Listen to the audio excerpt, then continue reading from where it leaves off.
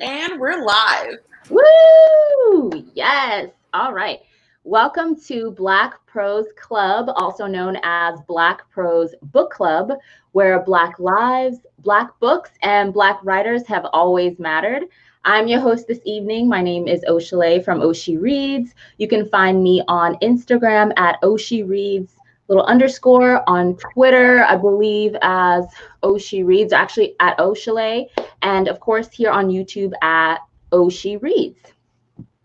I'm Brittany, aka Melanin Eclectic. You can find me on my main Instagram, Melanin Eclectic, my Twitter, Melanin Eclectic, and my shop Instagram, Shop Melanin Eclectic, and then also on YouTube, Melanin Eclectic.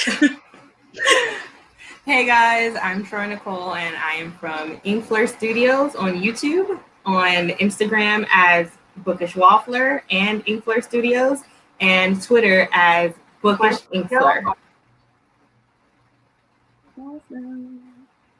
All right, so today's live is very exciting. We're going to be talking about something that we giggle about a lot of times here on this channel in our book club. Basically, we're talking about monster smut today.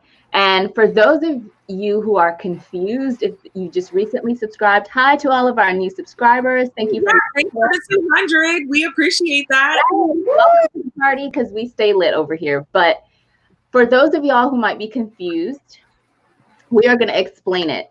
So first, we want to start off by defining monster smut. What is considered monster smut in y'all's opinion? Like, what is it? Who's going to go first? Oh, I know you're not asking me. Okay, well, I'll go first. So to me, it's just basically a genre of romance where a human person has a relationship with a mythical, or in sometimes not mythical, because there are plenty of monster smuts where it's not actually a monster. Sometimes they're bears and cougars and stuff like that. So, I mean, it's just basically, in a sense, it is just a human and some type of non-human species in a romantic relationship.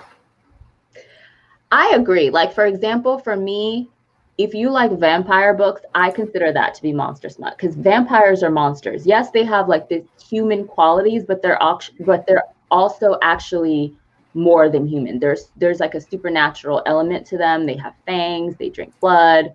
Well, I mean, at least the non-Twilighty ones. And you know, they attack people, they hypnotize people, they prey on humans. That's a monster quality. It's like an animal-like trait to prey on people, to attack people, kill people, literally eat them. So I consider vampires, werewolves under that category as well. So for those of y'all that are like, oh my God, that's weird. I would never read a book with with a bear or person that turns into Bigfoot or whatever. If you like vampire books, you like monster smut. If you like werewolf books, I have a little announcement for you. You like monster smut. If you read about like shapeshifters of any kind, oh my God. And it does not matter if in their human form they have sex with the human. They are a monster. So they is monster smut. Exactly. If you like reading about mermaids, technically mermaids are monsters. If you read all the true mythologies and don't just watch Disney Channel or The Little Mermaid, mermaids are actually terrifying and they used to prey on humans. So like sirens, like it like fairies. Yes, it varies, and it like talks about all different mythologies and like types of books, not just romance. So that's how I feel about that. I feel like it's very, very inclusive of a lot of things, and people want to shame people and say, "Oh, you read that like monster smut? That's gross." I'm like, "But you over here reading a vampire book? Welcome to the club." I've just been posting people's comments if y'all have been doing this because the chat is lit already. They are so lit right now. So lit. I just love to see so many people that are like, yes, and this, and this. So have any of y'all, well, Brittany, can I even ask you this question? What's the last good monster smut book you read? I want to get some book recommendations. I have never read monster smut in my life. The first time I heard the phrase monster smut was doing lives with y'all. And then I learned from you and Troy, and then I learned from Tati and Noria, and it's a whole lot of smut I've never heard of. But it brings people joy, so I don't bash it. I do have a lot of questions as a non-smut reader, so it should be interesting. But yeah. Also, there is a request for werewolf. Yes. I love werewolf stories. Yeah. I have a few. I have this one series that I was reading a couple months ago that had werewolves, and I can pull it up because I can never remember the name of anything, so I have to rely on my my Amazon like records.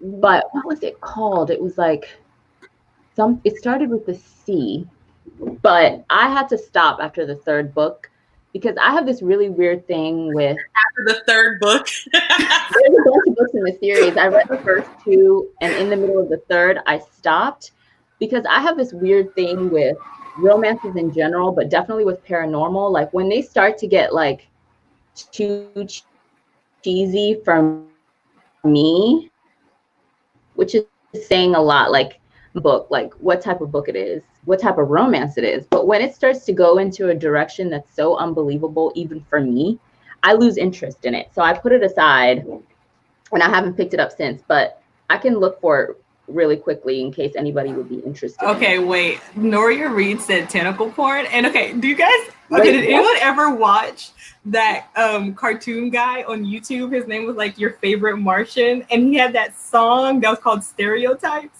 And the song went, I think I love you more than the Japanese love tentacle porn, and we should dance. And it's like, it's still on YouTube. Like, just Google it. Your favorite, I swear to God, your favorite Martian stereotype song. And he goes through like all the stereotypes of like all people. It is so freaking funny. Oh my God. How did I miss this part? I don't know. It was like in 2010, I think. Wow. Wait, what? Okay. So, let me talk about it though. Let me ask my questions because I've got questions because you know I'm a non-reader, so this should really be interesting. One, what was the last monster smut both of you read? And then like which like mini genre would you put it in? Okay. I'll let you go first. Me? No, I need to find this book. Okay, so funny enough, the last one I read was 2 nights ago. And I know Shirley about to get real mad because I finished that book. But and it was only because my Kindle Unlimited subscription was about to end. And I was just like, let me just go ahead and read some real quick. And this one, I just need, okay, wait, let me pull it up because the picture is like a novella, and the picture itself is what drew me in. I was just like, this literally looks just like porn.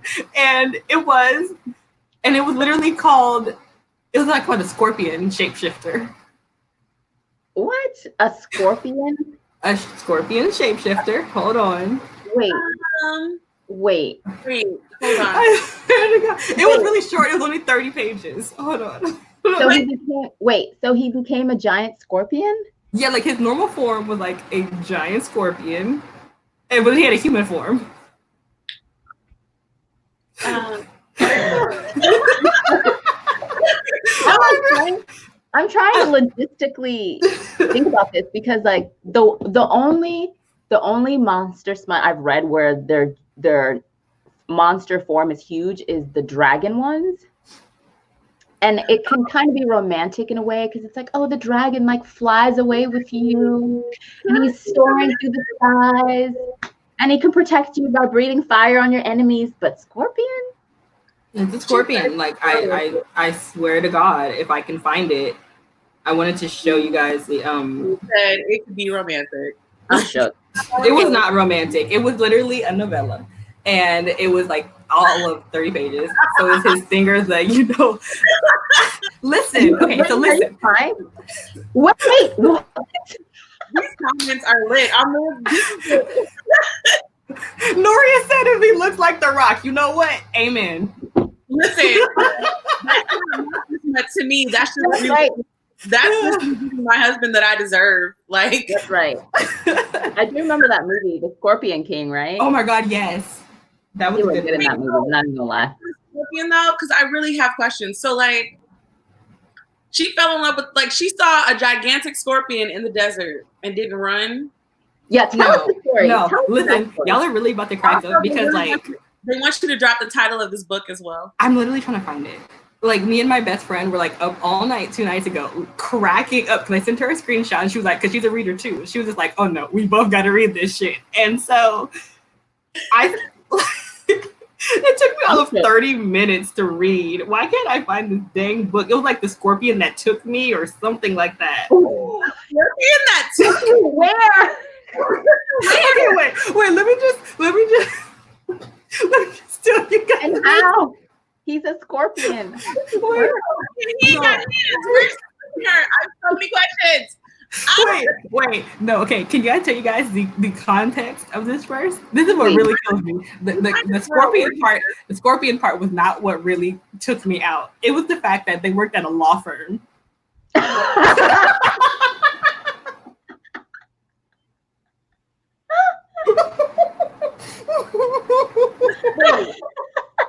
Wait. I don't know how to approach this properly.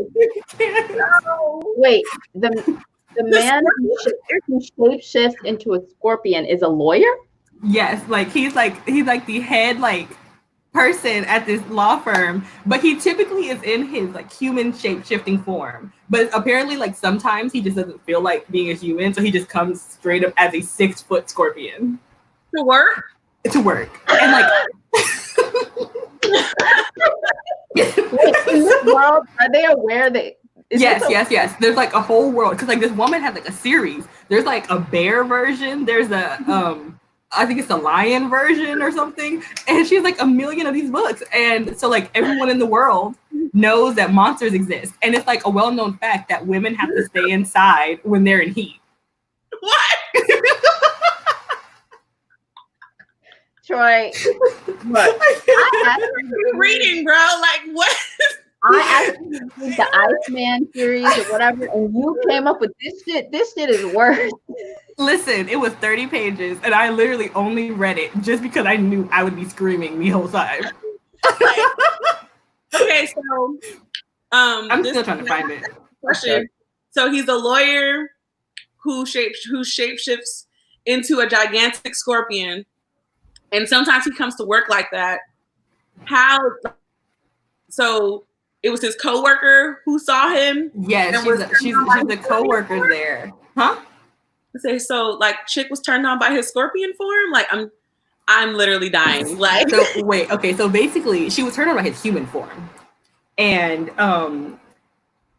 basically all the women in her office were telling her you need to go home because like he's like the only monster that works there, and so she's not scared of him or anything. And then she like starts realizing that like he had like for 3 years they had been working there. He had been like doing things for her, like getting her coffee and stuff like that. And so she doesn't really know anything about monsters, and so she was gonna go like do research, and she met these 2 girls who had like bite marks on them who were each like taken by a different monster. And so they like fill her in all this stuff, and basically like I think they're supposed to like give her an offering or something. He pinched her nipples. I can't. Okay, here's my question. The story is only like 30 pages, right? Yeah, it was. Were you able to suspend your disbelief in those 30 pages? Like, does it seem believable, or was it just like trash? Do you know how like? Do you know how like sometimes you just like watch something that you know is going to be a dumpster fire, but you watch it because it's going to be a dumpster fire? I literally only read it because I knew it was going to be a dumpster fire. How does he hold things? He has a human form. So in order to hold her, he had to go into human form. Well, technically, when they had sex, originally he was a human, and then he like stepped back and shapeshifted back to a scorpion. But she had sex with him in his scorpion form? Yeah, the penetration part. I have lots of questions. So first of all, I'm going to Google how scorpions have sex before I ask this question. we gotta learn the science behind all this. Okay. It doesn't make sense. This is what I'm realizing. I like monster smut, but I do not like it. Do not like it is a strong word. It kind of gives me the creeps when these human women or men, I guess, depending on the story or whatever, the other partner is having intercourse with them in their monster form. It kind of freaks me out. Like that has always thrown me off, like the shifter books, like the werewolf books. It's one thing if they're both shifters, then it's like, okay, whatever. They're both shifters. This is fine. It's another thing if it's like a shifter and a human, and it's like a human having sex with the shifter and his like wolf or whatever shape-shifting form. It freaks me out because I'm just like, isn't this just basically bestiality at this point? So it's like a fine line for me. It's like you're having sex with a scorpion. Or you know, those dragon shifter books too, like that always skeeves me out when that happens.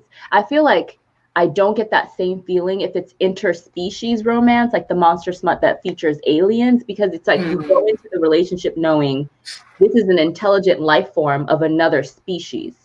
So it doesn't feel, I guess, like the animalistic element for me is not there, because these shifter books or monster books on Earth, they're shifting into actual animals, or I guess insects in the scorpion one.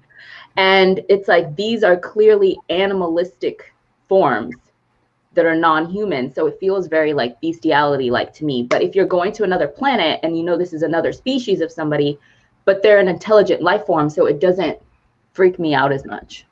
And you know, I was like, if he's just gonna stay a human for this 30 pages, then okay, sure, why not? But then when I read that he turned, I swear to God, I was in bed, and when I read that he turned back to Scorpion, I was like,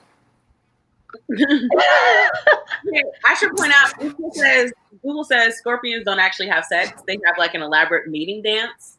Then the male deposits a sack of semen like on the ground, and then she picks it up. They don't even have sex. So like, who thought, let me make, like. She obviously did not do the research that you just did, Brittany, with a simple Google search. And see, I just feel like it was probably should have been easier for her to pick mammals that have penises rather than ones that, you know. Scorpion mating, and it literally came up like the first thing. It was like, when male and female scorpions mate, they perform an elaborate dance blocking claws. At one point, the male deposits a sac containing sperm on the ground, then guides the female over it so she can take it in. Just no. Also, y'all asked what the last thing I read was. So, okay, we'll get the name of that trash. I'm sorry, that sounds like trash. It is trash. I found the name of the shifter or werewolf series. It's called The Phoenix Pack. That's the name of the series, The Phoenix Pack. And I read books I read 3 and I guess 2.5, because I stopped halfway through book 3. But I would say book 1 was the best. It was actually really good. Book 2 was okay. By the time I got to book 3, I started to lose interest. They're by Suzanne Wright, and I can put that in the chat. Yeah, put that in the chat. But I finally found it, and I was like, okay. So that was probably the last monster smut I read, but it wasn't the last good monster smut I read. I will have to go back, because these are the books that are recommended to Troy. But she couldn't get past a certain incident that occurred in the first book, which I understand. But these were the Ice Planet Barbarian books. I read them back in February, and I got so wrapped up in them that I literally read about 7 of them. I read 7 of them. They're all by Ruby Dixon. And they're basically about these women, these human women who get captured by aliens in this kind of slave trader type situation. And then the slave trader aliens that are really terrifying, and they look more like stereotypical aliens. They crash their ship onto this ice planet. And then the women who survived the crash landing now have to find their way out of this ship and onto the terrain. It's all icy because it's an ice planet. It's like extremely cold. They have to survive. And so one of the women in the first book decides that she becomes the leader of the group, and she decides she's going to leave to try to find help or something, because they're not dressed. It's like below zero, all these things. They don't have food. And so when she leaves, she runs into one of the Ice Planet Barbarians, and the reason the book is called this is because they're all in this barbarian, the way they live is basically how humans lived back in the Ice Age or the caveman days. So their level of sophistication is at that level. They all live in caves. Obviously there's like a language barrier between her and this human, but he does, or excuse me, this alien, but he does, you know, pledge to help her. And he kind of language barrier. How does he pledge to help her? Well, because he sees her, the book is in both their perspectives. So you're like in his head and then you're in her head. And in his head, he finds her and he's like, oh my God, this helpless, like female of, I don't know what type of creature she is, but she's out here. She ain't got no furs. She doesn't know what's going on. And then in their planet, you have to have something called a kui to survive. And in the beginning of the book, you don't know what they're talking about because he keeps saying it. He's like, oh my God, she doesn't have a kui. She doesn't have a kui. She's going to die. And you're like, what is happening?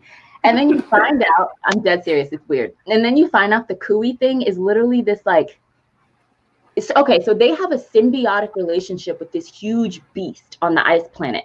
And inside the huge beast are these like glowing balls or glowing like balls of heat or something, kuis, that's what they are.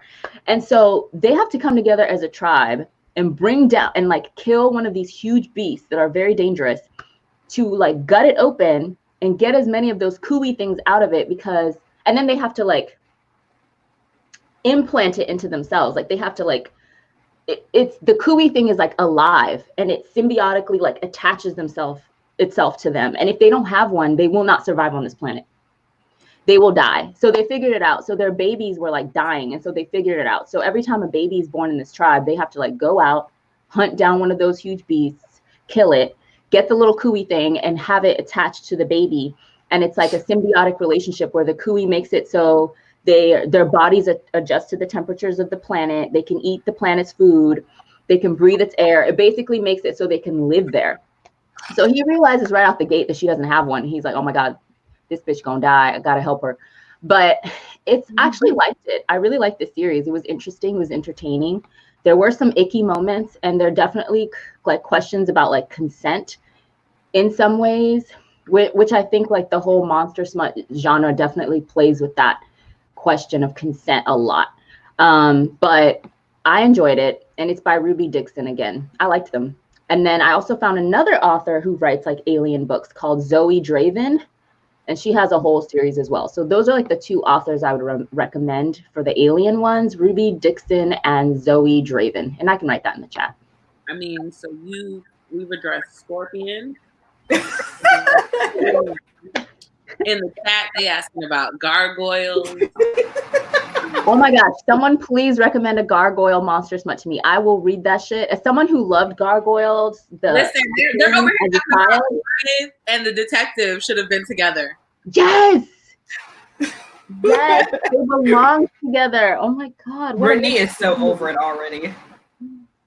Wait, did somebody say that? Wait, what? Oh, Troy, you said that. I thought somebody said it in the chat. No, I said Brittany's just over it. But yeah, I really liked those books. I'm going back to read these comments. Right. I mean, I need to go back and watch the Galatea. Like, I need to go back and watch Gargoyle as an adult because I feel like I'm about to do my whole life a different way. But I've been purposely putting it off because I'm like, I'm gonna hold off. I'm gonna wait. Why? But I just, because you know how sometimes like I want to make sure my childhood was legit because you know, going back to watch some of these shows, you realize they are trash. No, it's actually really good. I watched the first 3 episodes of Gargoyles when I first got Disney Plus, and I was very happy. You forgot, like, that cartoon was so deep, and we're watching it as kids, and I was like, there's so much going on here that we had no idea. Right. It just, I seriously was like, this stuff was going over my head when the first time I watched it. I had no idea we was in here talking about real stuff. Yeah, no, I don't think you'll be disappointed. I think you'll still like it. Yeah, I think Gargoyle should be safe bet. Because Darkwing Duck is not. But anyway. Oh, really? Is it stupid? It's stupid, sexist. It's got really bad puns.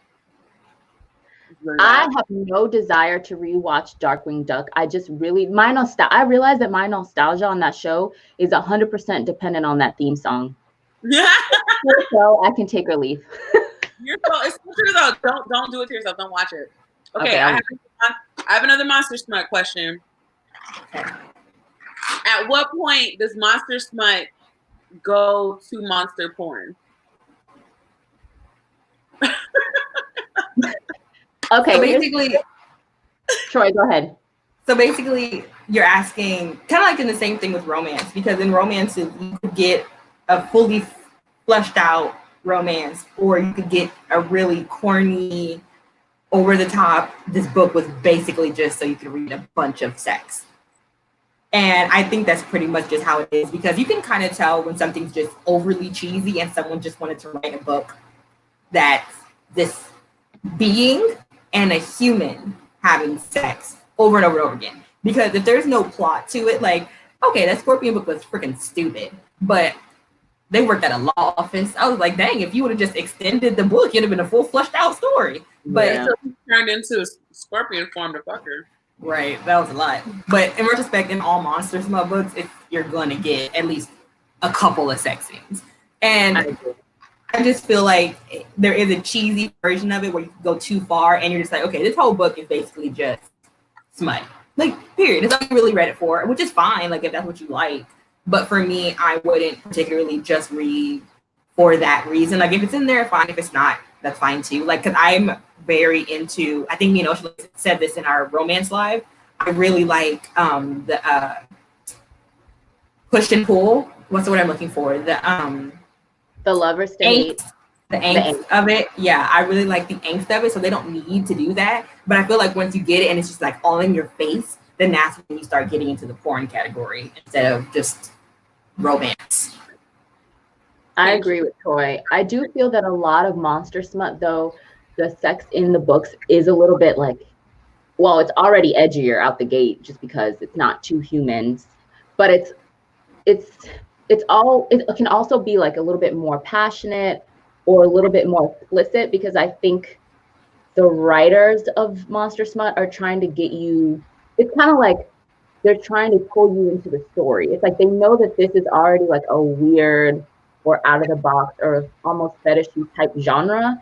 So it's like they're trying to also grab your attention and keep your attention with like the really hot, spicy sex scenes and things like that. But again, I agree with Troy. Like the ones I like have more of a story, like that whole Ice Barbarian series I just talked about. That writer is a damn good writer. She built like a whole universe, a whole planet, like from page 1, sentence 1, paragraph 1. She had me. I was like, oh my gosh. And just like the planet and the barbarians and their way of life, like I was intrigued by that, like the way they lived, their culture. She had me and she built on that. And I was like, that's why I was really there. Like the love story was nice and it was like a nice little addition, but I was more interested in like the people and the aliens and their way of life. It was so fascinating to me, this whole world that she developed.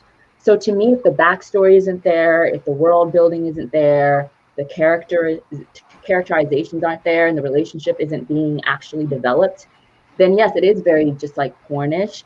And I'm not interested in that unless it's just like a cute is a strong word, weird little novella, like that Scorpion shit that you read and you literally just need a laugh or you're just intrigued. You know, sometimes you'd be scrolling, like sometimes I'm scrolling through my Amazon like recommended, because I have Kindle Unlimited too.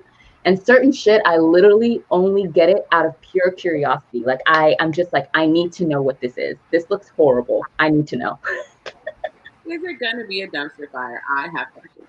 Tati also brings up a next question that I have to ask, because thanks to Tati and Noria, they've brought up questions involving tentacles and centaurs and things of that nature. So my next question is, what type of monster smut that would you be interested in reading that you haven't read before? That's wild, because tentacles and centaurs. Wait, say it again. So I was talking to Tati and Noria, and they were talking about tentacle smut and centaur smut, which I don't really know if either of those two really exist, or if it's just an anime and hentai. However, if you could read a monster smut genre, that is wild, which one would you read? Like what type of human and would you look for to find if you could find it anywhere? Ow. I think, you know, I always like fairy stories, regardless of it being like monster smut related, because I like fantasies with fairies in it. So I think fairies and mermaids would probably be mine. Yeah, my number one would be Mermaid. I have yet to read a really good mermaid romance. I was talking about this earlier with Brittany and Troy, but I just recently received Songs of Race, or not that one, A Song Below Water, which is like a mermaid fantasy, but obviously that's not a mermaid romance. I have had trouble finding mermaid romances, that especially ones written by Black authors. I think I found one, and I'm pretty sure I downloaded it to my Kindle. So I would try to find it. If not in this live, then I will like post it on one of my social medias or something. But I'm really interested in the whole like mermaid siren mythology. I think that's fascinating. I'm the kind of person though that I draw a line in the sand with my monster smut. Like there's some monster smut that I'm down for, like shifters, vampires, you know, aliens, as long as the aliens somewhat resemble humanoid. Because some aliens, they might as well be beasts as well. But like I draw a line. Like they need to have like human looking features and somewhat look human for me to be okay with it. But if we're talking like bears that you're having, you know, that stay bears, things with tentacles, that's where I draw the line. Like I'm just like, okay, this is getting weird. But you know what I realized about myself too? I also can't do the whole dragon shifter thing. Like I like most shifters, I cannot do dragons. I tried. I don't understand how you could do dragons, literally. How can you do it?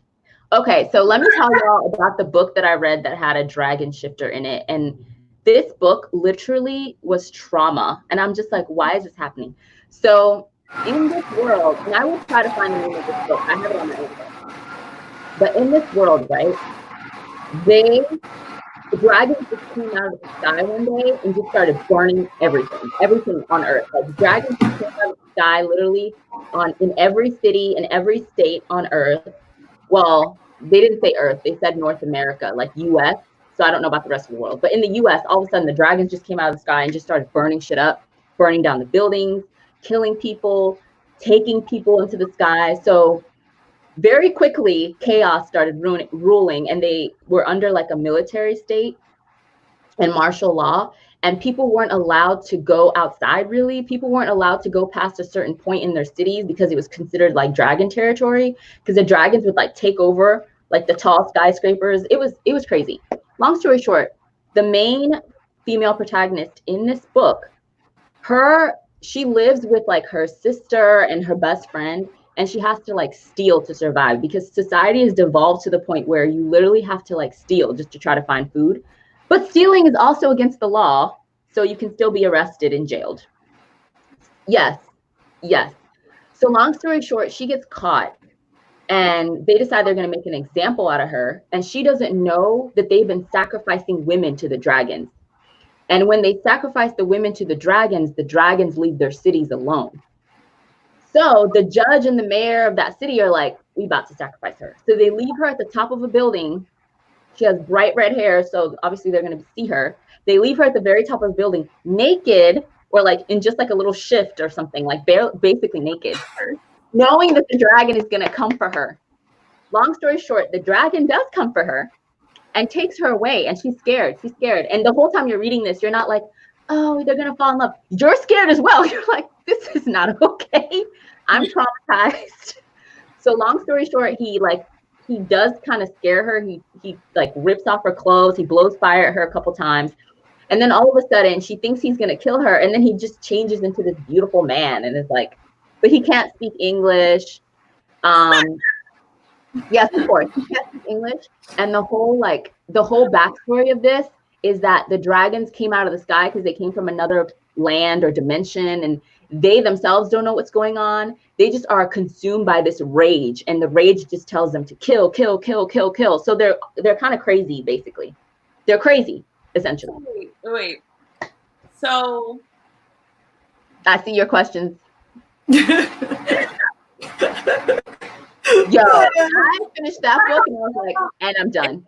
So traumatizing, and then it's like he's a beautiful man who doesn't speak her language, so she's still like. So, are we doing a Stockholm Syndrome dragon style? Yes.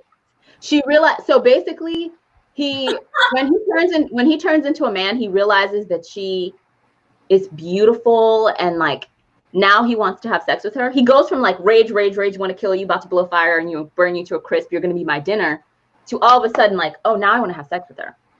Let's do it. And she's like, ah! She's like, no. So wait, are you telling me that it ends up being a rape? No.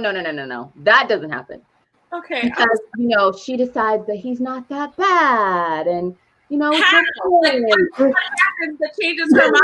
Like, what is going on? That was me. And I can handle a lot of stuff, but I was like, yo, I can't do this. And then my second attempt at a dragon shifter romance was actually a movie, y'all. And it was a movie I found on Amazon Prime. And it was like a Swedish movie or a Norwegian movie. So everything was in subtitles. And it was about this land where, once again, they used to sacrifice young girls to this dragon. Of course. They would send them out into the middle of the boat, in a boat, into the middle of the lake, dressed in white. Okay, this shit was creepy. Dressed all in white, like young girls, like 14, 15, 16. Okay, and they would send them out in these white dresses, and they're all pure and like white bread with their blonde hair and blue eyes. And there are these little boats surrounded by flowers, and they're crying, and their parents are crying, and it's all very sad. And then the dragon comes out of the sky and takes them, and they're gone. And so for centuries, they sacrificed their young girls to this dragon, right? Until one day, a dragon slayer like rose up out of their community, because the dragon took like his love, his true love. So he was like, fuck that. So he went after the dragon, killed the dragon, but it was too late. The girl was already dead. So hundreds of years go by, and because of the dragon slayer, there's no more dragons. They can live their lives in peace. Everything's great.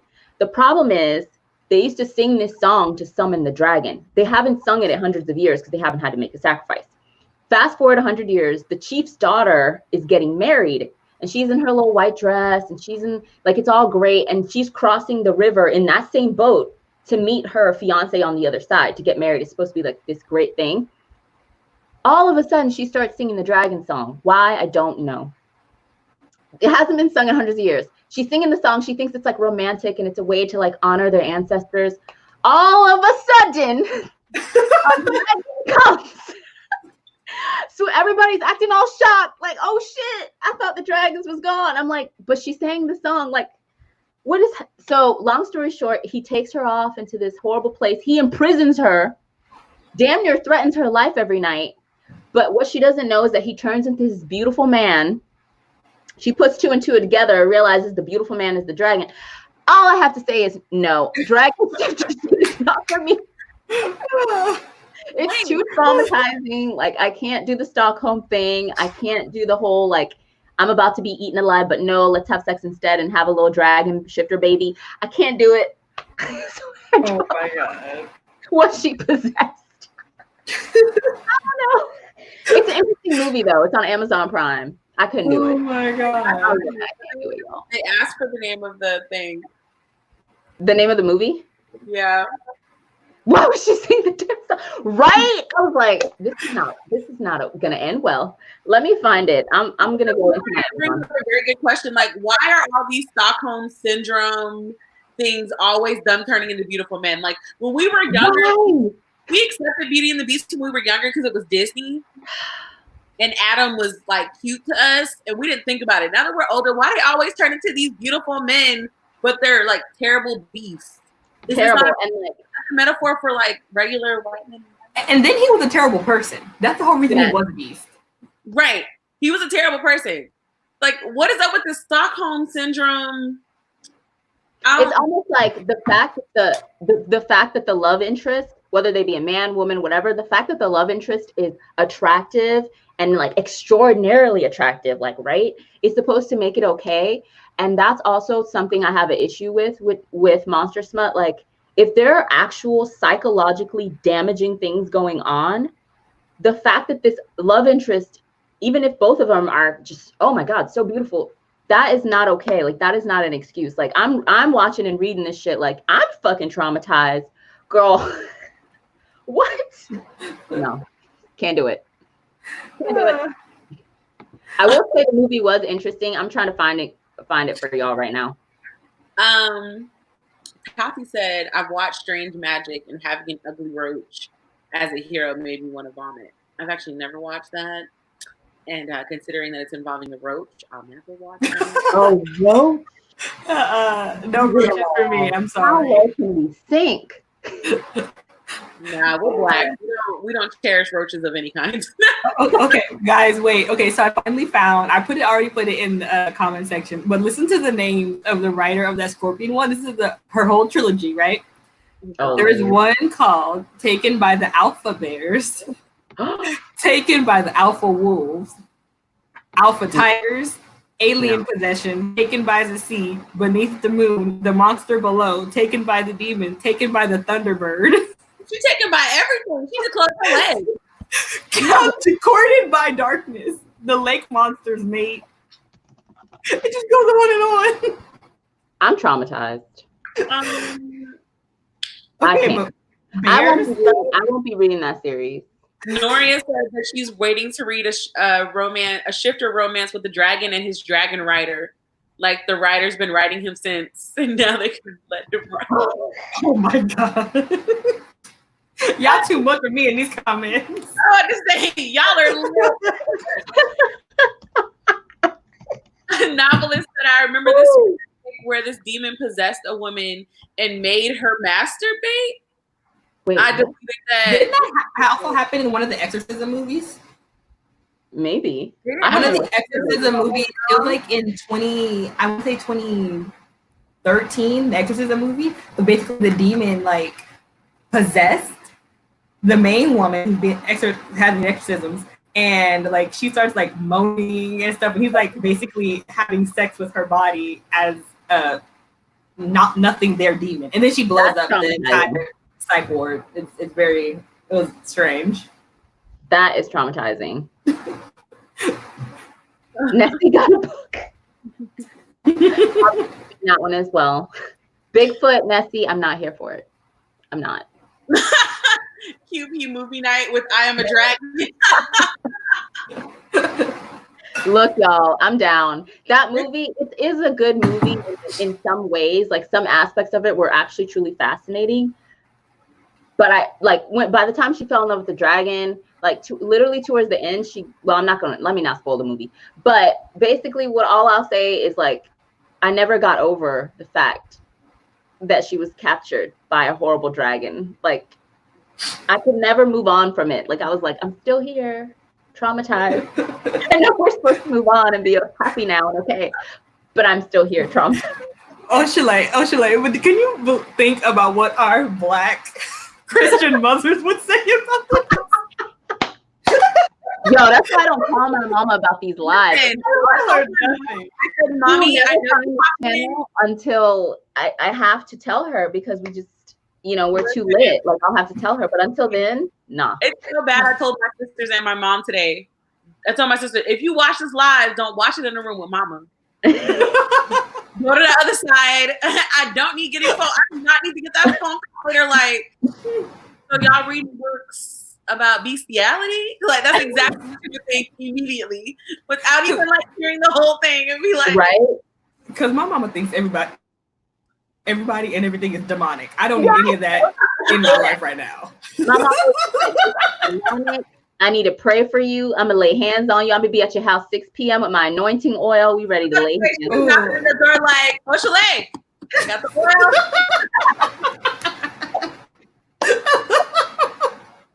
Yeah. Todd, your godmom is a different person, okay? Right. I told her about the Dark Hunter series. My mom would never. Yes. My godmom would never. Never. Mine don't read, so.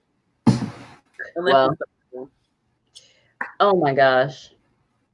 I mean, honestly, my mom knows I have a channel, but I like beg her not to tell my family members that I have a channel because my dad followed my bookish waffler last week, and I called him and I was like, "Do you work for the CIA?" And he was like, "What?" And I was like, "Do you work for the CIA? Like, what is going on? How did you find me?" And he was like, "I got connections." So I hung up. I was like, "Listen," and then I blocked him because I'd be wilding out. I blocked him. Look, I blocked him on Twitter, on Instagram, all social medias minus Facebook. He don't want to see me wild out. That is the #1 reason I decided to stop using Facebook. When my parents joined, when all of my cousins and my uncles and aunts, my grandmother, all the way in Nigeria, like all my family in Nigeria is on Facebook. I was like, and I won't be using Facebook anymore. No, that's dead. I can't do it. And if they ever decided to go onto Twitter or Instagram, I'd be blocking them with the quickness. Mm-hmm. I think the only people that aren't blocked are like my cousins, because they're young. They don't care. My cousins aren't blocked, but they already know. You go ahead and share that with auntie, uncle. You block too. You play with it. This is a safe space. They'll be like, "Oh, I watched your video today. I like when you were talking." No. I was not talking. My cousins know. I'll make a quick phone call to auntie in Oakland. Let me tell you about your kid. Don't come for me. You gonna start snitching? You gonna be like, "Well, since y'all snitched on me, hey, auntie, you know." Don't try it. I got secrets on you. It's called collateral. Don't do it. No, I'm still mad at my friend Cassie because she outed me to all my coworkers at my new job. I was pissed. She was like, "Oh no, YouTube channel. You should follow her." And they were like, "What's your YouTube channel? What's your YouTube?" And I was like, "I'm not talking about this." I was like, "I don't talk about this here." I was like, "That's separate, outside of work life." I'm a whole different ocean. Some of them still found me. What is her name?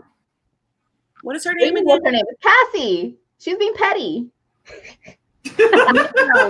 You know better than to be shouting out stuff at work. We are different people at work. You know better. And I know you be watching our lives. I was so mad. I was like, why did you do that? I would fight. You and I would have had to actually fight. Like, I'd have had to go to the bathroom now. My friend we have a teacher from high school we keep in contact with every so often because we love his 3 children, and we were with him and his kids and his wife, and she told him about my YouTube. I was like, the shit I be saying on YouTube, you better not be telling these people what I'm doing. What the hell? No. I do not need my there's literally a video on my channel called Virgin Heroines, where it's literally just me recommending a bunch of virgins getting their cherry pops. You better not be telling nobody stuff like that. What the hell? Oh my God, that's facts. That was a good video too. So here's my question. Is there a genre for that in Monster Smut? Virgins, yeah. Almost every Monster Smut.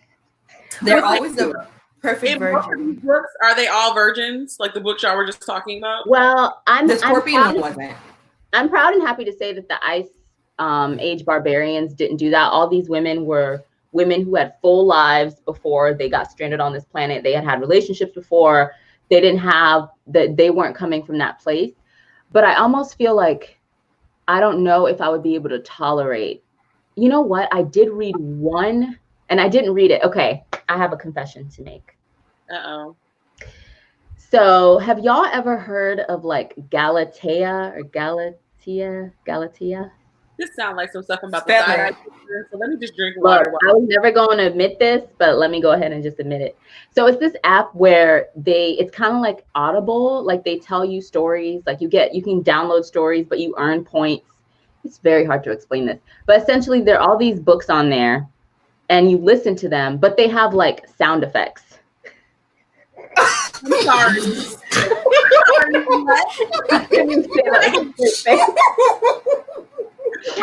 So like, okay, hold on. Let me just. So you're listening to porn. You're listening to porn. You're telling me. Well, I mean, when you listen to a romance on Audible, you're listening. I don't. No, baby, I don't listen to smut scenes on Audible. Well, it's like.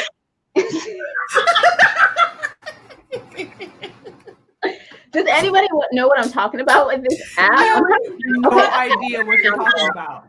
This is what I'm talking about. I don't know if you'll be able to. I'm gonna look it up on the App Store. So there's the app right there, Galatea, whatever.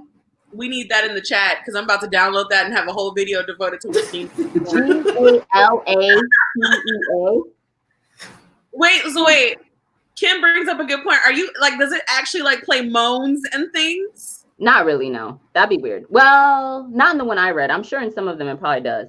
This novelist said, let me download it in the Sounds the Purple Panties podcast by Zane. Lit. Okay, let me finish my story. So I'm reading this book right now called The Millennium Wolves. And I'm trying to see if I can play a little bit of for y'all so you can actually hear it. Okay. Can you hear that? Okay, so I lied, or I was wrong. It doesn't like say the story out loud. You read it on the page, but it has sound effects like that. So if they're running, you can hear like, or if like there's a stream, you can hear like water trickling, but you actually physically read the words on the page. It doesn't audibly speak them out.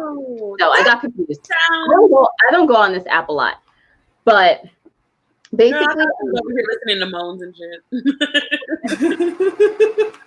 You do, don't you? I really thought what you were listening to. I was like, no, that'd be weird. I'm trying to think about all of the romance books that I've listened to on Audible, and the ones narrated by Sebastian York can get kind of to be a lot. Yeah, because he's like, I ripped off her panties and threw her on the bed, and you're just like, this is so weird. I can't. So bad. And I'm like driving to work, and I'm like, I don't really know how to feel about this, but okay. He sounds very proper as he's like basically about to molest her, but go off, sir. And he's like the male narrator for so many of these romance novels, so you can't really like escape him. Like you're gonna run into his voice. But yeah, so I forgot what your question was. I forgot what it was too. You threw me off because I thought you were really about to sit in here and admit that you listened to romance book porn. Wait, listen. I was at the gym one day and I forgot what audiobook I was listening to, but the scene was literally something like he stuck his finger inside of her, and I was just like, I'm on the treadmill like this. And I'm just like, jump. I was like looking around and like, oh my god. Can anyone else hear that? Anybody else hear in that car? So clearly there's no one else there. Right. Oh my gosh. No, I really need to remember your question now. What was your question? I'm trying to think. You were like, was there any monster smut? The virgin thing, if we've read any. Oh. Okay, so in the story I'm reading on Galatea, whatever this app is called, it's called The Millennium Wolves. And the girl, it's a shifter romance. And the girl who's the main protagonist is a virgin. And I kind of didn't like it because she had like not only was she a virgin, she had no romantic experience. No, she was just pure. And a lot of romance, I'm actually like, unless it's a historical where it's in that time period, they literally locked them in their rooms and made sure that they were pure. So it makes sense historically in that context. But if it's not that, I actually don't really like the whole pure as the driven snow type trope. I feel like it's damaging and it sends the wrong message. And I also feel like it's very easy for you to then imprint on the first man that shows you any type of attention, the first attractive man that you're attracted to that like shows you any type of, like, it's very easy for you to be manipulated in that situation and to sort of just go along with whatever he says because you have no romantic experience. You've never been in a relationship. You don't have anything to draw from. And that makes me uncomfortable. I'm just keep it real. That makes me, especially when these girls are like 25, 27, 20. Is there ever a monster smut where it's like a man meets like a female shifter? Is there ever any like that? There are, but it's like the more popular ones tends to be when the guy is in this being and the girl is a human. Probably because, a lot of these books are made for women. And women would probably, a lot of them would rather read them if the man is then the one that is this creature and not, if they're putting themselves into it, especially, then you would want the man to be the creature and then the woman to be the human being. So those tend to be more popular than the ones where women are shapeshifters. And if you think about it, people also get uncomfortable with the fact of like, because if you're reading a shifter romance, clear that the shifter is stronger, faster, all of these traits. So I feel like it's that those traits are always attributed to the man if it's like a shifter human relationship. If it's a shifter relationship, then it is what it is. But I almost feel like people feel uncomfortable like if it's a heterosexual couple and the female shifter is like stronger and like faster and all these things, and the male human shifter is just like trying to keep up, or not human, it's just trying to keep up and trying to. I think I read one book like that a really long time ago when I was in college. I actually liked it. It was interesting. It was basically about the male human trying to acclimate himself to shifter life and pack life and all these things. I thought it was good. And the female shifter, of course, her entire family was like against. She was the daughter of the pack leader, and her whole entire family was against her mating with the human, of course. Good. They're like, he's trash, sis. He's trash. Also, Tati said something very important you guys should read. Anytime I read a novel set in current day and they say she's pure, I'm like, you masturbate, stop lying. Oh my gosh. You know what's so funny? It's that a lot of times, whether it's paranormal or it's, even just contemporary romance, a lot of times, like even in the Virgin Heroines one that I did, I found a lot of times that when they're virgins, it is kind of like this perfect, sweet. I remember one I read by Penny Reed, whatever her name is. I hated it so much. This is the first time I've disliked a book so much by her. And it wasn't monster smut, but it was this girl, basically, her and her chemistry partner. He's been like obsessed with her for like a long time. And she goes on spring break with him to his island or something, whatever. And when I tell you, she was so childish. She kissed one boy who turned out to be gay. And then she had like no experience. And the main guy was named Martin. And she had never done anything. She'd never masturbated. She had never like even touched down there. She didn't understand anything he said, but she was supposed to be some super science genius. And I was just like, how the hell you a science genius don't know the anatomy of the body, baby? That don't make no sense. It doesn't make sense. That's what I hate about the whole pure virgin, pure as a driven snow type of heroine is that, for one thing, I think that it puts a bad stigma on virgins, right? Because most virgins, like you said, know about anatomy, do know about sex. They're choosing not to partake in it, but that doesn't mean they're completely ignorant. It also doesn't mean that they have no relationship experience whatsoever. A lot of them actually do have relationship experience. They're just choosing not to do that one thing. So to me, it almost gives virgins like a bad name and a bad stigma, and it makes them seem like stupid. And then on the other flip side of things, when there are virgins and they're usually like young, like 18, 19, 20, to me, it comes off, and I hate it too if they're like 18, 19, 20, and then their romantic interest is like in their 30s. Oh, yeah. I'm like, okay, so she's basically still has the mentality of a child and has no relationship experience. I'm starting to get freaked out.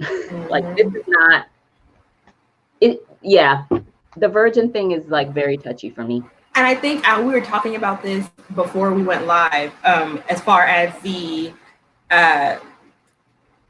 consent issue is with monster smut, especially where the virgin thing is put in when there is monster smut involved. It's like, she's a virgin, she's this sweet, innocent, she doesn't understand anything. And that's kind of when I do draw the line. Because like, I can, just stretch my mind and be like, okay, this was not consensual, but I'm going to ignore it, because by the end of it, homegirl was like, whatever, sure.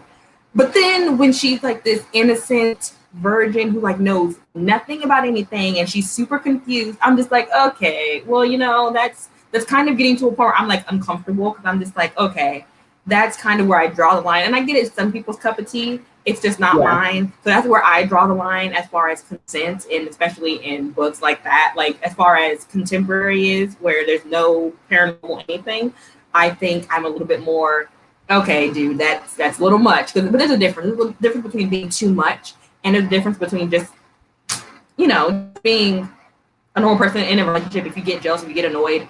But then with paranormal ones, it's like they already embody this big dude who's always like 6'5", super muscular if he has a human body. Yeah, like he's beefy and he knows that she knows nothing, and it turns him on, and he's like, oh, I'm gonna be her first and her last, and I'm just like, you sound fucking creepy. Like, no, like I can't do it. I think the most I'm trying to think of this one book. I'm gonna come back to it, but going off of the consent thing, I think that, like you said, in paranormal romance, it's almost like the consent issue isn't as iffy because, like you said, the men are always like these beefcakey type dudes that supposedly all women want. And so the women are already like attracted to them out the gate, even if he's a werewolf or a vampire or whatever. They're already like, yes. So the consent thing it's not really an issue. It's when you read the interspecies monster smut, where it's like aliens and things that they've never seen before, and they're looking at their anatomy, and it's not exactly looking like a human man's anatomy. It's looking extra.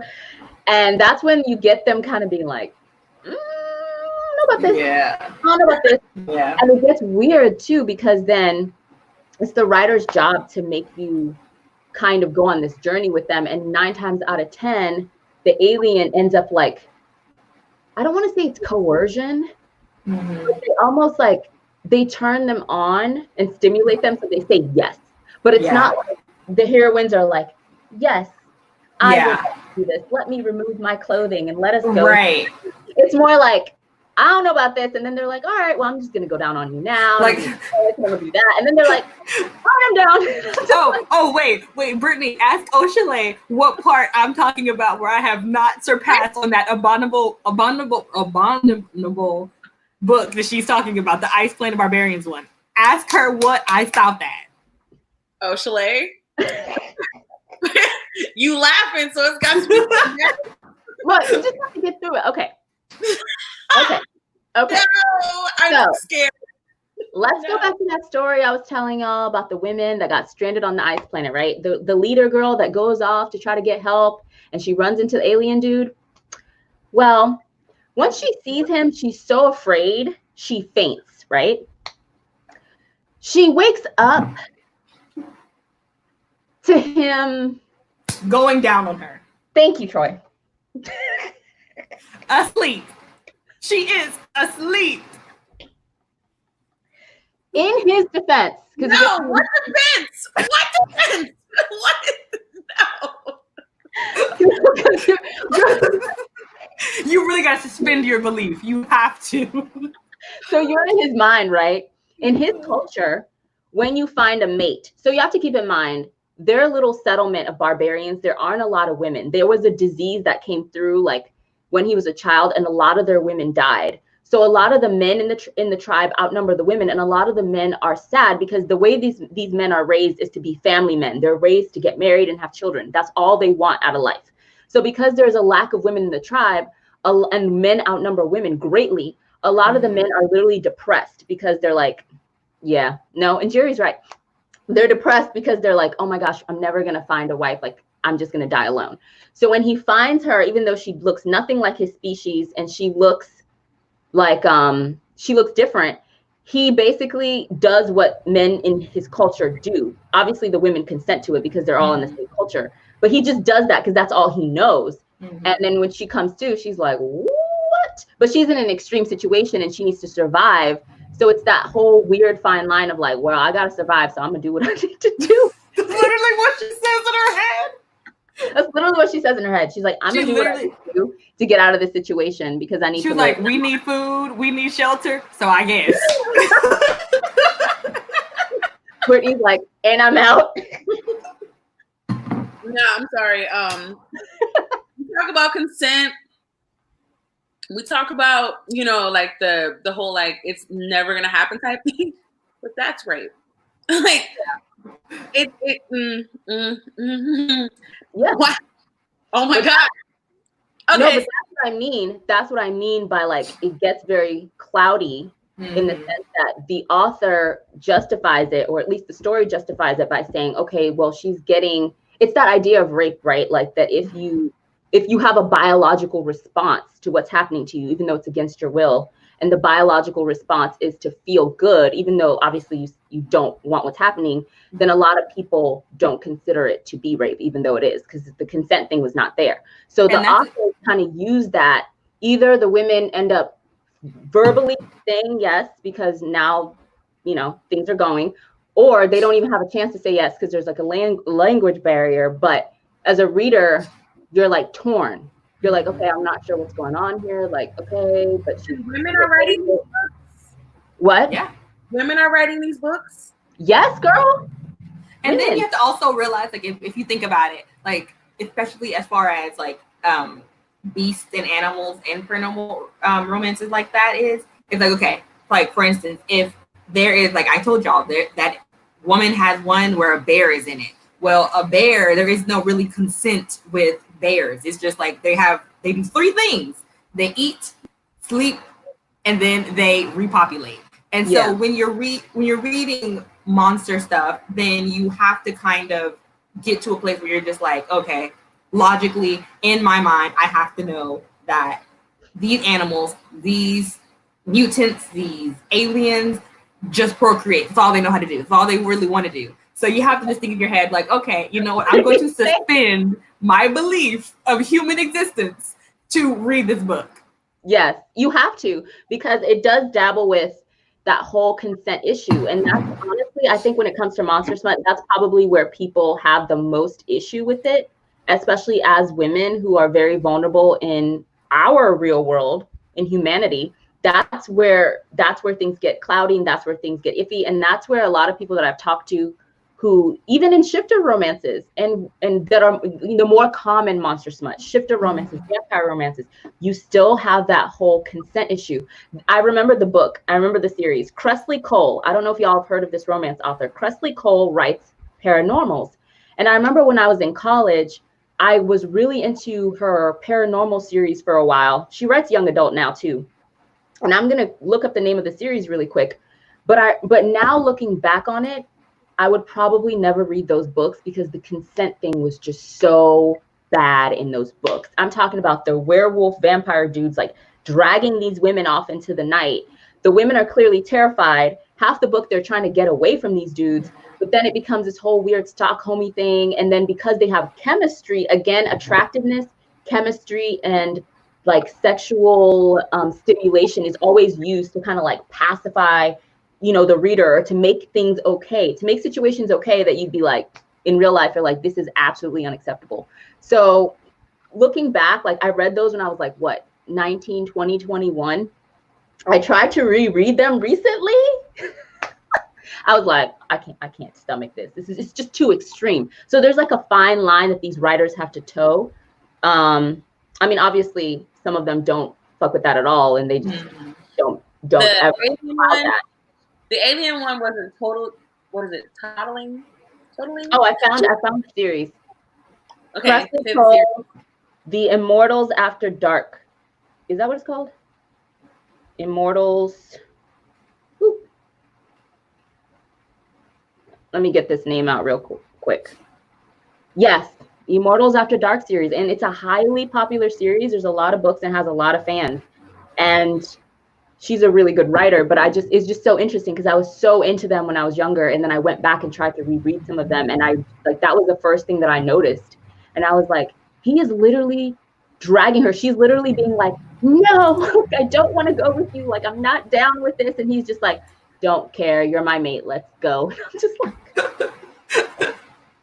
But you know what? Also, like, you know, I'll give it to these writers because there's a whole section of romance that is specifically about pushing the line of what is right and what is wrong. There's literally, I can't think of the name right now. If someone in the comments, if y'all know what it's called, tell me. But it's literally like where there's like kidnapping and there's bondage, like, but to the extremities. You know, there's BDSM where you do it in a correct and safe way, but then there's BDSM that takes it to a different level of like surpassing 50 Shades of Grey. I know people think 50 Shades of Grey is the worst, but there is like 50 Shades of Grey times a billion. Yeah. Or rash. Anyways, I think there are literally like stalker romances. Yeah. Like where women are stalked. There's a huge fascination with Stockholm that already leads quite like I've always I never talk about this because I'm not a romance reader, so I don't have enough ammo to actually provide conversation. But I have always asked, because the same way that there is like questionable porn, there's questionable romances that have the same dark romance. Thank you, novelist. Yes. Dark romance, and it dark has a lot romance. to do with like.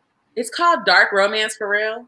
Yeah. Yes, it is. It's darker. A lot of the stories have to do with the more criminal underside type of people in the world who have no morals at all, except the morals they've created for themselves. They have no value system except for the value systems that they have created for themselves. And kidnapping women is not something that they sneeze at. It's completely acceptable. You know how there's like porn videos where it's like I don't know, someone robs a bank, and then when they go rob the bank, they're like fucking the bank teller or something weird like that. It's like those extremities. Like someone breaks into the house and then sees this woman and is just like, yep.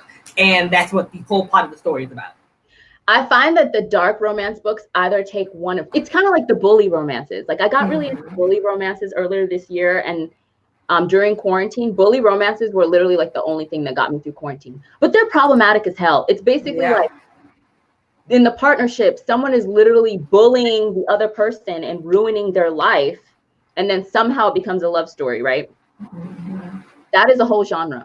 But that's how I find like that goes under dark romance too, because it's like a lot of morally gray or just downright morally wrong things happening. But the author's job is to make you still root for the couple and to make some type of love story out of it. The weird, like it either falls into one of two camps. Either you're not, like the author takes it too far and you're never able to suspend your belief, and the whole book you're just mad and you're like, this is not okay, which they failed. Or for some reason you manage to buy into what they're selling and you're like, okay, and they're able to make a realistic type of relationship out of it that's not too Stockholmy and not too psychologically damaging. It's like a weird middle ground.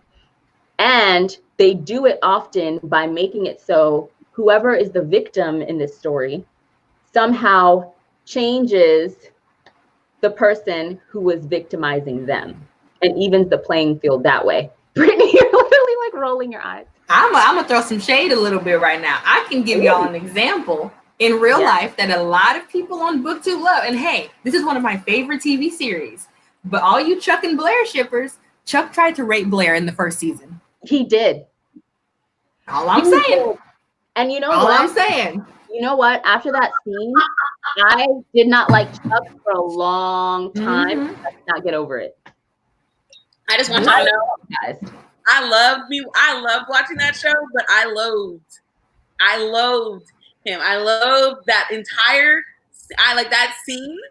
I was like, nope, he could die. Is he gonna be and they still became endgame somehow. Yeah. And that's kind of like that's the romance writer's job. It's like this horrible beginning. I'm going to take you on this journey where this couple that is like everything is so wrong right now in the beginning. By the end, you're going to be rooting for them and you're going to be happy that they ended up together. If they're a good writer, they're able to do that successfully. If they're a good writer, they're able to do that successfully. Yes, they are. I've read some ones where I'm like, I like this couple. And then there's times when I just can't suspend my disbelief. They didn't get me. They weren't able to take me on that journey. I'm still in the beginning. I'm still traumatized. I never talked about this on my channel, and I thought a lot of times if I was going to make a video about it, I'm not even going to name the book series because I don't want to give that author that type of clout. But there was a series that I read, I think it was last year, that was so horrible that I literally wanted to make a video telling people not to support this author. Where is this video, man? Right. This video, or drop the. You cannot say that a series was so horrible that it made you want to drag them in a video dedicated to just that video and not tell us the name of the series. Like, there's no way. I ultimately decided, like, do I want to bring this level of attention? Because, like, negative videos on YouTube or Booktube do really well. And I was just like, oh, Lord, I don't know if I want to bring this type of notoriety and attention. It's like I'm still torn. But essentially, the series so horrified me. This is a series that is very popular. No, not Zyla Turner. Zyla Turner was the one that wrote those racist books I was telling y'all about. Oh, no. You remember that? Yes. So So this horrible series basically romanticizes, but it doesn't, because I was never able to get over the horror of this young woman who's kidnapped by this psychopath and supposedly supposed to be a love story. And I think what made it worse is that I listened to it. I listened to the audiobook as opposed to reading it. I have never been so disgusted. I'm talking, my stomach was literally turning as I was listening. I felt like I was going to throw up multiple times. I was sweating. Like, I had physical responses to this book because I was so disgusted by the fact that someone could actually write, a woman could actually write something like this. And it's like a best-selling series, and it does really well. And I'm just like, does nobody, and the ratings on Amazon, people are very divided, but it has like high ratings. Like, people are like, oh, this is my guilty pleasure. Like, this is dark romance the way it should be. Like, this is literally, I honestly, it was so bad that I was like, I can't even talk about it. I'm getting upset. Listen, so like, if we drop if we actually end up making a Patreon, that'll be an exclusive video on Patreon. Yes, it'll be exclusive. It'll be exclusive because Donald made a good, like, because what? I need to know. Was so enraged. It's a 3-book series. I couldn't even finish the 3rd book. I was so disgusted. The Cruel Prince. Cruel Prince. Don't judge me. I like that series. I was so disgusted by what I was reading. It was 3 books. I somehow made it through the 1st book. Somehow made it through the 2nd. I guess it was like a car crash. I couldn't look away. The 3rd book, it got to a point where something so despicable happened. I was like, and this I can't stomach anymore. I need to stop. And then I literally was so enraged. I like turned on my camera and I was gonna go in. And then I was like, hold on, let me think about this. Okay, like, can we just be so very honest here? Like, the first and only time you've ever dragged a book on YouTube, it got a ton of views. That's why I was scared. I was like, I don't want to bring this level of notoriety, because you know there are sick people out there that they would have just gone and bought her book just to because I made a video about it, and that's what I don't want. And you know what's so funny, like sharing that, Oshale, because I actually have a romance novel that's a YA one that I only very when I reviewed it on my channel, I think 2 years ago. I tried to contain rage. It was so outlandishly. I was so angry. It was a Japanese main character. First of all, the Japanese guy. You would think that the characters were just white because the front cover had 2 white people, but the main guy was fully Japanese and the girl was white. When I tell you, it was like racist comment after racist comment coming out of her mouth, and just stupidity that was never resolved. And then I went back to that author, who I'm not going to name, and she has one with a black character. I was like, no, baby, no, I'm not doing it to myself, because I will get on YouTube and literally rip her new a-hole. I was so angry during it. So I was just like, no, I'm just going to let this go. And because it's just like, not only does this character say something stupid, there's a line in it where she literally, her best friend likes him, and she asks what the difference between being Japanese and Chinese or something like that. And he gets mad. And this is a direct quote. Main girl goes, what do you suspect her to think? You took her to a Japanese movie with Chinese actors and what was it? And Korean subtitles, something like that. And I was just like, what does that happen? I was like, you know what? Okay, I'm done. I'm done. I had to stop. I was just like, I never finished it. I'm sure they end up together with YA, but I was done. I was, and apparently the black girl one is even worse. Wow. I'm looking at Shane's comment. Could you highlight that, Brittany? Where is it? Look right there. Is it a new one? Maybe not. I can't see it. No, it's not. Dang it. 743. Go up. It's like a long one. I can read it. This one? No, I'll just read it, although I lost it now. But essentially he was saying that when I was talking about the ice, I was just listening to a podcast where a woman was talking about reading the Ice Barbarian series, and those books sound like allegories of white women with stereotypes of black men. Oh, fucked up, Shane. Because now I'm thinking, I'm like, yeah, roll up in here. I'm returning the book as we speak. No, is that really what it was? Yo, I didn't get that from the book, but I'm thinking that men were very big, strong. But I mean, so are white men in romance novels. And however, there is that like there is that creepy, that weird creepy fantasy thing that somehow Black men are inferior. So that is creepy. I am shook to my core. I have to rethink my entire life right now.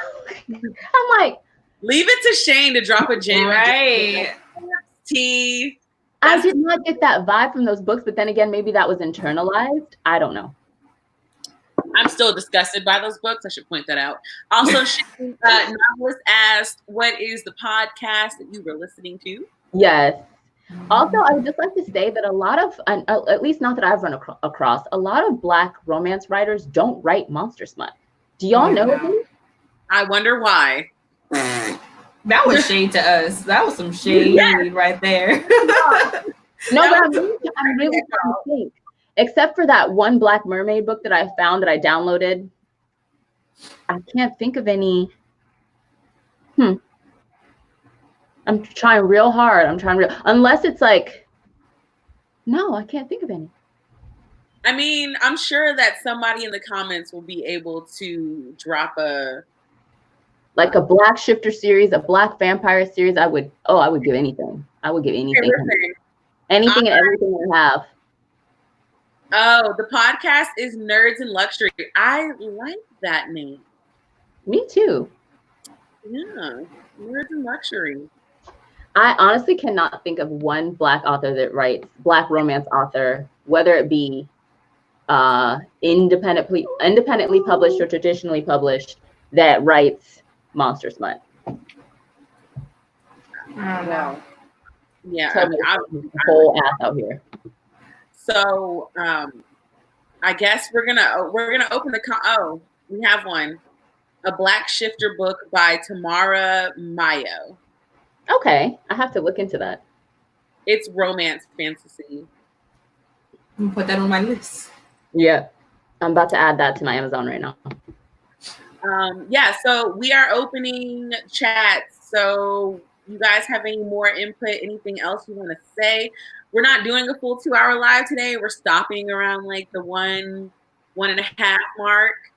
And we've got announcements and things to discuss with you guys. So we do kind of want to touch on that too. But I am posting all of these book recommendations on the screen so that if you ever have to come back and watch this, you can get all of these. The Shifter Bachelor by Shy August.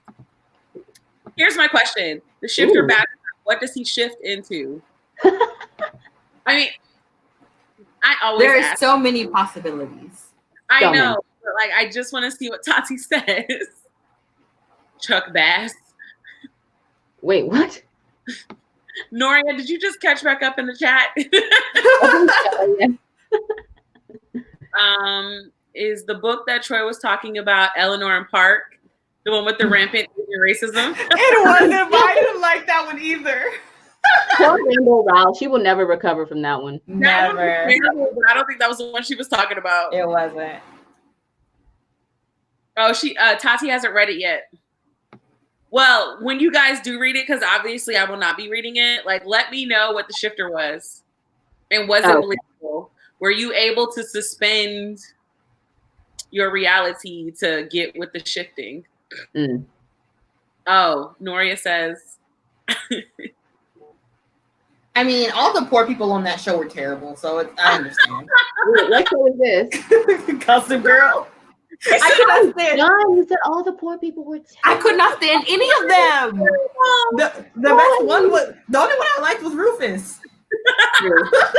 This is like unequivocal truth. Like we should have a Gossip Girl rewatch. Dan and his sister were both trash. Jenny. Oh, Jenny was so annoying. We need to have a Gossip Girl rewatch one of these days. That is in every vampire YA novel I have ever read, with the exception of Vampire Academy. Why are the main heroines so dang irritating? I've always had the sentiment that, like, whenever there is a strong female protagonist, that they always have to, like, give her some kind of quirk that makes her not perfect. Because, like, you know, normally if it's a dude, they don't have flaws. But the girls have something that we're annoyed with. And I think that's kind of messed up, isn't it? See you later, Caitlin. Bye. Bye. Honestly, though, Shane says that Jenny was interesting in the books, though.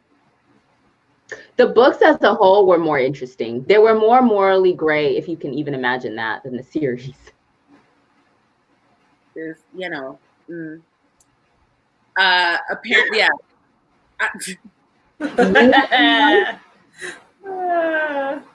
Yeah, he had me shook at you. I'm like, bought that all the way back. Okay, so you guys can keep writing in the comments. We just have a couple of announcements and a couple of things. One, if y'all didn't know, Troy has an Etsy shop. We're gonna shout that out because she just came up with some new stickers that are really, really cute. yes. Obviously, she never shouts herself out, so we kind of. I did it in the beginning. We have to do it for her because she don't. Like, you'll mention it and then kind of just like shift off. We have to like reiterate it. Like, she has an Etsy shop. Two, do you have any more things you want to add about your shop? No. You said that there was stickers on there. Okay. Novelist also said that she's never watched Gossip Girl. You can do it on screen share on Discord, like a movie night and other Discord chats. We're going to talk about this whole Discord thing. So we're thinking our book club wants to expand. We want to go into, podcasting. We really want to work on expanding our brand this year because we have goals for this YouTube channel, and we want it to be more than just a YouTube channel. Like, we want this to be like a good project for us. With that being said, it also requires a little bit of fundage.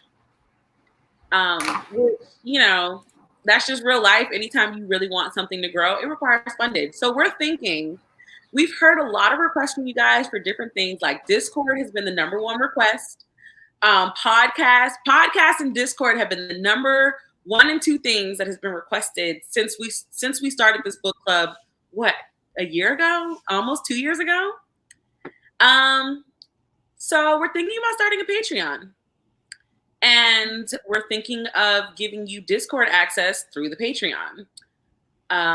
Obviously, with the podcast, we're working on getting the equipment that we need for the podcast. So obviously, the Patreon will be something that prepared to switch into a full podcast mode. So we're always keep asking you guys, like, what would make you support our Patreon? And be very honest here, because like, I'm not looking for people to give me suggestions and don't support. Like, that's a pet peeve of mine. Like, give me a suggestion that would make you personally want to support the Patreon. And I know we've seen a lot of book Patreons pop up in the past couple months. But it won't just be buddy reads and things like that. Like, we have other things that we want to bring to the table, but we just want to hear your thoughts on it. And yeah, again, the podcast is coming. Our main priority, as we say in every live, is Troy graduating first. Yes. Not putting this type of responsibility on her while she's also trying to graduate. But while she's working on graduating, we are trying to plan it out and try to get some kind of situation going. Yes, it would be a tiered Patreon. The lowest one would be like a support and access to the fee, like regular Patreons, and then we would have tiers of benefits. Oh yeah. Also, Troy's name is spelled with a Y, not an I, but I do like when you guys put the I on there, because I'm just like, oh. Like, we all know why, because the Troy with the Y is more masculine. Yeah, I don't like it with an I. Just figured we'd just point that out. Oh, and Throwback-a-thon starts on Monday. Yay! Everybody, like, we've been seeing this, like, last year it was fun. But with everything going on last year, we didn't get to really like promote it as much as we wanted to. So we got a little bit of promotion in this time. And it's been so nice to see a tag and it's like, oh snap, somebody posted a TBR, or we get tagged on Instagram, and it's just like, yay! Yes. People actually watched our TBR videos this year as opposed to last year. Like, I know. It's so great. Like the support that y'all have shown, we really do appreciate it. We want to remind you that for Throwbackathon, if you are going to participate, it's very important that you tag your videos on YouTube or Booktube. We had a discussion recently, and we realized that you can actually put hashtags in the description box, and that will make videos pop up a lot, I guess, in a more concentrated way. And then if you're also participating, we are asking you to participate on your Instagram, hashtagging TBTathon 2020, or you can actually spell out Throwbackathon or Throwbackathon 2020. It's so important that you use the hashtags when you post your pictures of your TBR, your videos, so that we can see it and we can respond and we can shout you out and things like that too. So, we're trying to attack all areas, not just on here on YouTube. We're trying to do the Instagram thing, and then eventually we're also trying to promote it on Twitter as well. Yeah, I mean, we know our Twitter has not been very active, y'all. We're trying. It's a lot. We all have our own social medias, and then we're trying to figure out how to also keep our book club one active, which also brings up, if you cannot participate in the reading prompts, because there are also 11, 50, 100 other readathons that have already started, and you probably already plan to be a part of them, we're perfectly fine with that. But we do have IG prompts. So if you like taking really pretty book photos, that's another way you can participate. That still gets the word out. And they are also still focused on Saturday morning cartoons. The entire theme is Saturday morning cartoons. And we're going to be meeting back here on next Sunday, not tomorrow, but the next Sunday. We'll be back here with another live that Troy will be leading. And we will be closing out her quarter with The Worst Best Man by Mia Sosa. And then I have some throwback questions for Troy and Oshley to answer. So this should be fun because I made this is new stuff. This is new stuff. I did not show you guys because I couldn't put them, and I was like, these are going to be hilarious. I'm worried. I'm a little sick right now. It's going to be fun. Y'all, like, I'm literally on this live today for my facial expressions. So clearly. Oh, I have another thing to add to our announcements. So y'all, we really want to get going with our podcast soon, and we would like you to let us know how often would you want to see a podcast from us, because we're kind of trying to realistically see what we can do with that, because eventually we probably will be doing more podcasts than video lives, I guess. That's eventually kind of our goal. So what type of podcast schedule would you like to see? Do you think like once a week, once every 2 weeks? Like, what are y'all thinking you'd be able to tolerate from us? And also the length of the podcast. Do you prefer the longer, like 2 hours or hour and a half? Or, what is it that, y'all think you would like to see from us? So we're kind of collecting data right now. Also keeping in mind that our podcast is actually going to be more than just books, because there's just no way that we can have a new book for you guys every week. There's just no way. Even bi-weekly. Like, we expanded it to 3 months this year, as opposed to last year it was a book a month. So we're obviously going to do a reevaluation at the end of this year and see where we're at. But there's no way, like, we might get a book chat every 2 months type of thing. But understand that the podcast means that we are expanding as an entire club. That's why we took the book club part out of our name and just put Black Prose Club, because it encompasses everything, and we are still focusing on Black people. We have always focused on Black people. That's always been our mission, day one. Yeah, and so that will always be a specific thing of ours. But hopefully, we'll be able to expand and get other Black people on the podcast, because that would be a dream of mine, is to interview people on a podcast. That way they can't see me and I can sweat in private. I'm done. Would you be able to do both? I say 1 hour bi-weekly. Okay. We actually do 2 hour lives very easily without realizing it. We do. So And also, what day, like, do y'all like the Saturday, the Sunday? Realistically, dropping a podcast during the week might be difficult. Well, I guess we could record it and then we'd be able to drop it during the week, but we'd have to record it on like a Saturday or Sunday night. What we're saying is we hear the request. We have heard the request. We want to make these requests a thing. Also, again, thank you guys so much for 200 subscribers. Yes, we're so excited. We're probably going to do some type of, we're going to discuss it as a group, obviously, but we're probably going to do some type of celebratory thing to give back to y'all. Once we figure it out, we'll let you know what we're going to do. And we're also, and if you're watching and you're not subscribed, please subscribe.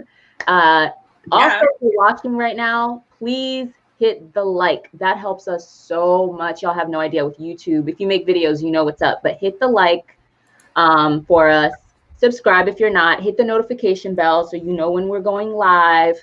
We try to post it on all our social medias, but just in case so you don't miss out, hit the notification. And then I was going to say something else in terms of subscribers. Oh, we have a lot of goals, and we like to share our goals with y'all because this is a group effort and we want y'all to help us meet those goals. But things like the podcast, Patreon, possibly even like merch. We'd love to have merch. Things like that is kind of where we see this club going. And obviously we're here to uplift other Black people, writers, artists of any kind, other creators on this platform and other platforms. So whatever ideas y'all have, don't ever hesitate to drop into any one of our DMs or even the book club page. If you have a suggestion, if you have an idea, if you have something that you want to see, never be afraid to approach us and let us know, because this is a group effort. Oh, speaking of that though, so we get offers from authors to read their books. I'm trying to think of the nicest way to say this. It's not free. Like, if you send us an email with this super long synopsis that doesn't even really make sense, you're basically asking for free PR, and that's no. Come at us and then asking us to buy the book. Yes, and then ask us, can we read the book? And give you the link to buy the book. We are helping you out. We know our value. Please send us an email with an adequate request and proper compensation, or the answer will always be no, or we might not even respond to you. Like, I understand people think because we're smaller booktubers that we'll just accept any type of no. Absolutely not. That's not how this works. Our value is just as good as these other booktubers with sponsored videos. So you want to sponsor a live? Awesome. Let's chat. You want to send us the book and ask for some things? Cool. Here are our prices. This is a grand day for us. I just figured I'd put that out there because we've gotten a couple emails where it was like, so you want me to review your book for free and buy the book? No, ma'am. No, sir. I just figured I'd point that out. Oh, and one more thing. This print is available in Melanin Eclectic. We have a couple more left. That 50% of the proceeds goes to the NAACP. I totally forgot that. Also, it's holographic. You can't really see it on the screen right now, but just take my word for it that it's holographic. So I have a couple more of those left if anybody's interested. And then Sailor Melanin Moon ends on the 16th.